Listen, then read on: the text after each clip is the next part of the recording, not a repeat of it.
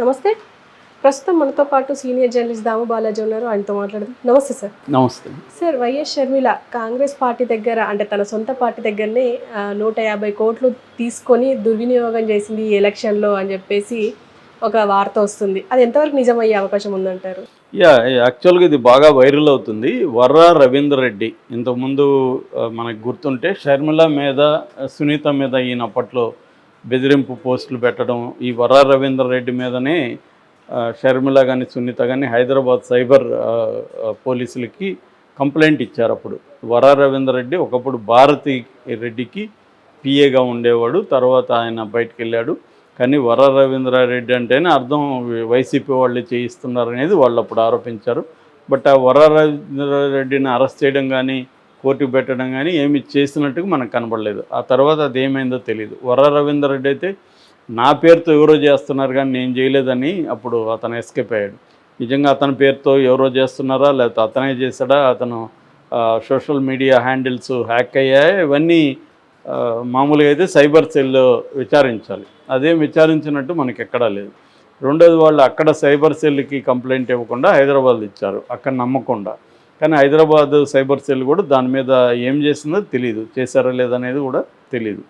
అయితే ఇప్పుడు వర్రా రవీంద్రారెడ్డి ఒక పోస్టు వైరల్ అవుతుంది. ఆ పోస్టులో ఏంటంటే ఈమె షర్మిల కాంగ్రెస్ నుంచి 150 కోట్లు తినేసింది, ఎందుకంటే చాలామంది కాంగ్రెస్ ఫండ్ ఇచ్చారు అని ఒక లిస్టు కూడా అతను ఇచ్చాడు. అదేంటంటే జేడీ శీలం 1 కోటి రూపాయలు ఇచ్చాడు, కొప్పుల రాజు 80 లక్షలు ఇచ్చారు, రుద్రరాజు ఆయన 50 లక్షలు ఇచ్చాడు, పల్లం రాజు 1 కోటి రూపాయలు ఇచ్చాడు, చింతామోహన్ 1 కోటి రూపాయలు ఇచ్చాడు, మస్తాన్ 50 లక్షలు ఇచ్చాడు, ఎమ్మెల్యే ఆర్థర్ 50 లక్షలు ఇచ్చాడు, ఎమ్మెల్యే ఎంఎస్ బాబు 50 లక్షలు ఇచ్చాడు, ఎమ్మెల్యే ఎలీజా 50 లక్షలు ఇచ్చారు, మాజీ ఎమ్మెల్యే చిట్టిబాబు 50 లక్షలు ఇచ్చారు, ఎక్స్ఎమ్మెల్యే బొర్రా కృష్ణ 50 లక్షలు ఇచ్చారు.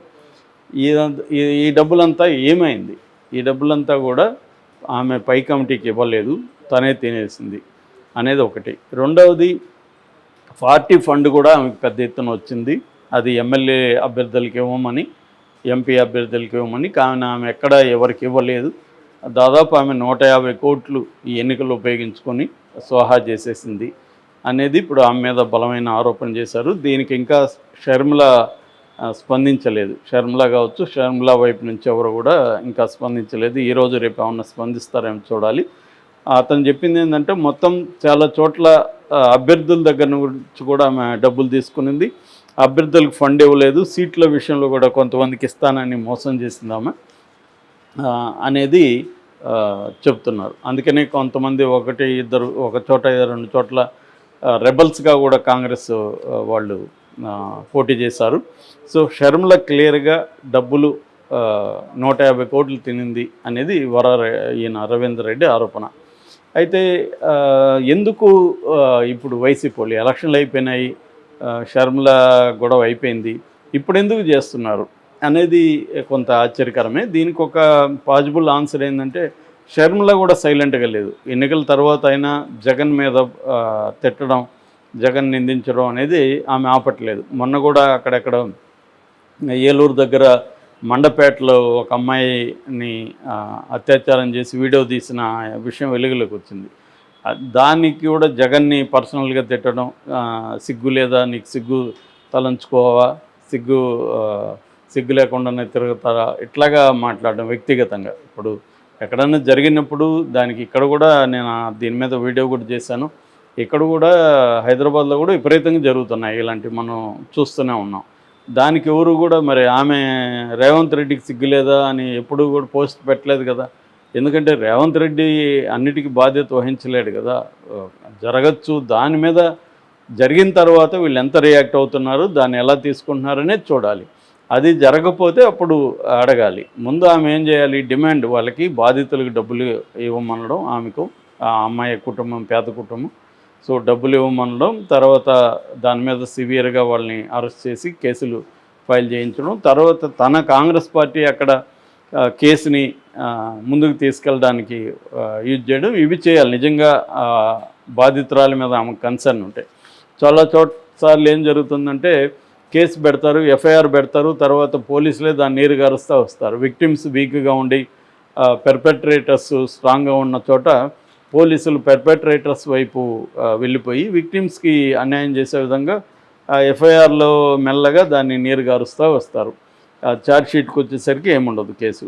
కాబట్టి కేసు బలంగా ఉండదు కాబట్టి కోర్టులో వీగిపోతుంది. అవతల వాళ్ళు మంచి లాయర్లను పెట్టుకుంటారు. ఇక్కడ పబ్లిక్ ప్రాసిక్యూటర్ కూడా చాలాసార్లు కుమ్మక్కైపోతారు. సో అలాగే కేసులు నీరుగారిపోతుంటాయి. అందుకని ఇన్ని హత్యలు ఇన్ని క్రైమ్స్ ఎందుకు జరుగుతున్నాయంటే పట్టుబడతామని అందరికీ తెలుసు. ఇవాళ సీసీటీవీలు సెల్ ఫోన్లు ఉండడంలో పట్టుకుంటారు, కానీ కోర్టులో అవి నిలబడవు. సో ఈ కోర్టులో నిలబడే ప్రాసెస్ నిజంగా వీళ్ళకి ఈమెకు దాని మీద కన్సర్న్ ఉంటే ఆ పని ఎక్కువ చేయాలి. అది వదిలేసి ఆమె జగన్ని పర్సనల్ అటాకే చేసింది.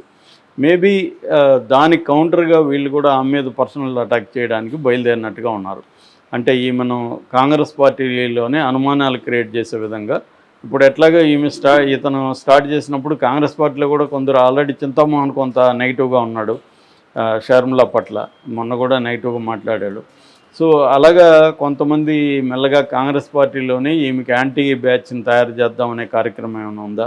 ఎందుకంటే షర్మిల ఒకవేళ జగన్ గెలిచినా ఓడినా షర్మిల మళ్ళీ జగన్ మీద ఇది కంటిన్యూ చేస్తుంది, ఈ విశేష అటాక్ అన్న అభిప్రాయం వీళ్ళకి వచ్చిందా? అందుకని ఇప్పుడు చేస్తున్నాడా ఇది అనేది చూడాలి మనం. ఎందుకంటే గతంలో కూడా ఎన్నికలప్పుడు కూడా ఆమె మిగతా విషయాలను పక్కన పెట్టి ఓన్లీ జగన్ మీద అటాక్ చేయడం, వివేకానంద రెడ్డి హత్యని ఫోకస్ చేయడం. యాక్చువల్గా తెలుగుదేశం కూటమి కూడా వివేకానంద రెడ్డి హత్యను పక్కన పెట్టేశారు, ఇది పెద్ద పని చేయదని. కానీ ఈ మాత్రం దాన్నే తీసుకురావడం, ఈ ఆమె సునీతారెడ్డిని ఊరూరు ఇల్లు తిప్పడం, తనకు న్యాయం చేయమని అడగడం, చివరి కోర్టు కడప కోర్టు చెప్పినా కూడా ఆపకపోవడం, కోర్టు మీద కూడా హైకోర్టుకి వెళ్ళారు, మళ్ళీ సుప్రీంకోర్టు వరకు కూడా వెళ్ళారు. సో ఇలాగా ఆమె సింగిల్ పాయింట్ ప్రోగ్రామ్ లాగా జగన్ మీదనే ఫోకస్ చేస్తూ వచ్చింది. ఎన్నికలు అయిపోయినాక కూడా ఇప్పటికి కూడా జగన్ మీద వదలలేదు. నిజానికి ఇప్పుడు ఎలక్షన్ కమిషన్ ఆధ్వర్యంలో గవర్నమెంట్ నడుస్తుంది, అయినా కూడా జగన్నే ఆమె టార్గెట్ చేసింది తప్ప ఎలక్షన్ కమిషన్ని డిమాండ్ చేయడం కానీ, పోలీసులను డిమాండ్ చేయడం కానీ, సిఎస్ని డిమాండ్ చేయడం కానీ ఆమె చేయలే. మొత్తంగా ఆమె ఫోకస్ అంతా జగన్ మీదే కనబడుతుంది. సో జగన్ మీద ఒక రకమైన తీవ్రమైన ఆగ్రహం కావచ్చు, హేట్రెడ్ కైండ్ ఆఫ్ ఇది ఆమె దీంట్లో ఈ మధ్యకాలంలో బాగా పెరిగింది. జగన్ కూడా ఓపెన్ అప్ అయి మాట్లాడాల్సి రావడం, టీవీ9లో ఆమె రాజకీయంగా ఆమె పదవులు కోరుకునింది, అది నేను ఇవ్వలేకపోయాను, ఎందుకంటే ఒకే జనరేషన్లో ఎక్కువ పదవులు ఒక ఇంట్లో నుంచి ఉంటే ఇది ఇబ్బంది అవుతుంది, అది నేను చేయొద్దు అనుకున్నాను అనేది అతను ఓపెన్గా చెప్పాడు. దాన్ని ఆమె మళ్ళీ ఖండించి ప్రమాణం చేయి, అది చేయని, బైబిల్ మీద ప్రమాణం చేయి, ఇవేవో కూడా ఆమె చెప్పింది. ఏదేమైనా వాళ్ళ పర్సనల్ గొడవల్ని తీసుకొచ్చి ప్రజల సమస్యగా మార్చేసింది. అదేదో చలం శ్రీశ్రీ మహాప్రస్థానికి చలం ముందు మాట ఉంటుంది అన్నమాట. ఆ ముందు మాటలు ఏంటంటే శ్రీశ్రీ బ్రాద ప్రపంచం మార్చేసే కార్యక్రమం చేస్తుంది. నిజానికి ఆమె రివర్స్ శ్రీశ్రీ లాగా ఆమె చేయాలి. ప్రజల సమస్యల్ని తను ఓన్ చేసుకొని ఆ సమస్యలకి పోరాడే, అది పక్కన పెట్టి ఆమె నాకు అన్యాయం జరిగింది అన్న నేపథ్యంలో జగన్ మీద మాత్రం ఫోకస్ చేస్తుంది. నిజానికి ఇవాళ కాంగ్రెస్కి దేశవ్యాప్తంగా బీజేపీ ప్రధాన శత్రువు. ఇక్కడ బీజేపీ కలిసిన కూటమి ఆమెకి ప్రధాన ఎనిమిగా ఉండాలి. అది వదిలేసి ఆమె ఓన్లీ జగన్ మీదనే చేయడం అంటేనే అప్పుడే చాలామందికి డౌట్లు వచ్చాయి. దానికే వైసీపీ వాళ్ళు కూడా ఈమెను ఇటు చంద్రబాబు ఇటు రేవంత్ రెడ్డి రెచ్చగొడుతున్నారని సాక్షాత్తు జగన్ కూడా ఆరోపించాడు. సో ఈ క్రమంలో ఈమె ఇంకా కూడా ఇది కంటిన్యూ చేస్తుంది కాబట్టి ఈమెని మనం కూడా అటాక్ చేద్దామన్న దృష్టిలో వీళ్ళు ఈ డబ్బు కుంభకోణాన్ని తీసుకొచ్చారు.